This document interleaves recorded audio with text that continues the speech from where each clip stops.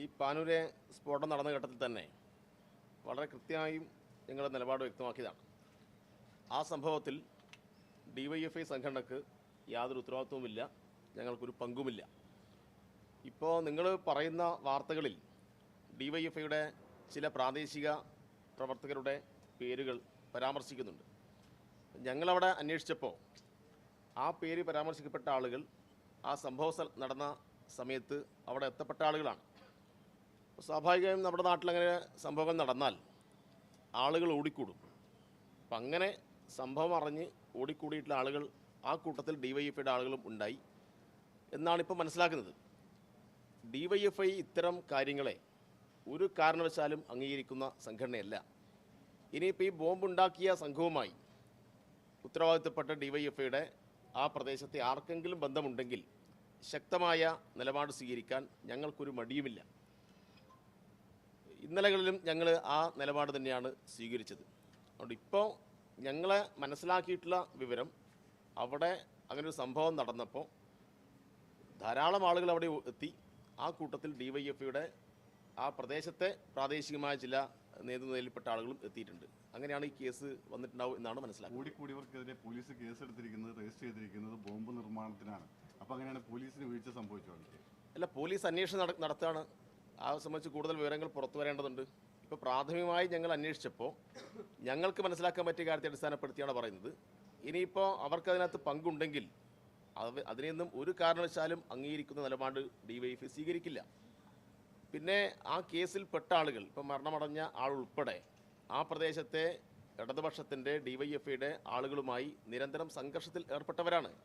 CPIഎമ്മിൻ്റെ local committee അംഗമായ ഒരു സഖാവിൻ്റെ വീട് ആക്രമിച്ച കേസിലെ പ്രതിയായിരുന്നു. CPIഎമ്മിൻ്റെ നിരവധി പ്രവർത്തകരെ ആക്രമിച്ച കേസിൽ പ്രതികളാണ്. അത് സംബന്ധിച്ച് പോലീസ് കേസുകൾ നിലവിലുണ്ട് എന്നാണ് മനസ്സിലാക്കുന്നത്. അതുകൊണ്ട് അവർ നേരത്തെ തന്നെ ആ പ്രദേശത്ത് CPIഎമ്മുമായി ഇടതുപക്ഷ പ്രസ്ഥാനങ്ങളുമായി അകൽച്ചയിലായിട്ടുള്ള സംഘമാണ്. അതൊക്കെ അവിടെ ഉണ്ടായിട്ടുള്ള ചില ഗ്യാങ് തർക്കങ്ങളും അതുമായി ബന്ധപ്പെട്ട സംഘർഷത്തിൻ്റെയൊക്കെ ഭാഗമായിട്ടാണ് അവർ ആ വഴിയിലേക്ക് പോയിട്ടുണ്ടാവുക. അപ്പോൾ അതിലൊന്നും ഡിവൈഎഫ്ഐക്ക് ഉത്തരവാദിത്വമില്ല. ഇപ്പോൾ ഇത് ഒരു തെരഞ്ഞെടുപ്പിനെ മുൻനിർത്തിയിട്ടാണ് വ്യാപകമായ നിലയിൽ ഡിവൈഎഫ്ഐ ബോംബുണ്ടാക്കുന്ന സംഘടനയാണ്, CPIഎമ്മിന് ഇതിനകത്ത് ബന്ധമുണ്ട് എന്നൊക്കെ പ്രചരിപ്പിക്കുന്നത്. ഇതിന് പിന്നിൽ കൃത്യമായ ഒരു രാഷ്ട്രീയ താല്പര്യമുണ്ട്. അതുകൊണ്ട് ആ രാഷ്ട്രീയ താല്പര്യമൊന്നും അധികം ചിലവാകാൻ പോകുന്നില്ല. ഡിവൈഎഫ്ഐക്ക് ഈ കാര്യത്തിനകത്ത് യാതൊരു ബന്ധവുമില്ല. അത് മാത്രമല്ലല്ലോ, ഒറ്റ മിനിറ്റ്.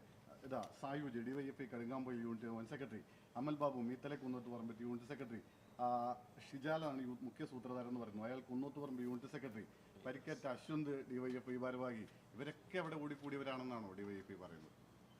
ഞാൻ പറഞ്ഞല്ലോ, ഒരു പ്രശ്നം നടന്നു കഴിഞ്ഞാൽ സ്വാഭാവികമായിട്ടും അവിടെ എന്താണ് സംഭവിച്ചതെന്ന് അറിയാനും ആ സംഭവത്തിൽ അവിടെ എത്തിക്കഴിഞ്ഞാൽ ചോര പുരണ്ടു നിൽക്കുന്ന ആളുകളെ ഹോസ്പിറ്റലിൽ എത്തിക്കാനൊക്കെ ആളുകൾ തയ്യാറാവും. അതിൻ്റെ ഭാഗമായി വന്നവരായിരിക്കാം.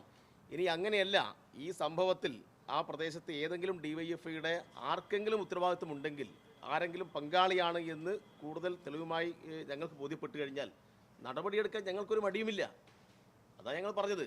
ഇതിന് നേതൃത്വം കൊടുത്ത ആളുകൾ അവിടെയുള്ള ഡിവൈഎഫ്ഐയുമായും പ്രാദേശിക പാർട്ടി നേതൃത്വമായും നേരത്തെ തന്നെ പലതരത്തിലും സംഘർഷത്തിൽ ഏർപ്പെട്ടവരാണ്. അതുമായി ബന്ധപ്പെട്ട കേസുകൾ അവരുടെ പേരിലുണ്ട്. അതാണ് ഞാൻ പറഞ്ഞത്. അതിനകത്ത് CPIഎമ്മിനോ ഡിവൈഎഫ്ഐക്കോ യാതൊരു ബന്ധവുമില്ല എന്ന് നേരത്തെ തന്നെ വ്യക്തമാക്കപ്പെട്ട കാര്യമാണ്. ഈ ആളുകളൊക്കെ തന്നെ ഈ ഡിവൈഎഫ്ഐ ഭാരവാഹികൾ തന്നെയാണോ? യൂണിറ്റ് സെക്രട്ടറിമാർ ഉൾപ്പെടെ ഉള്ളവർ തന്നെയാണോ? അത് സ്ഥിരീകരിച്ചിട്ടുണ്ടോ?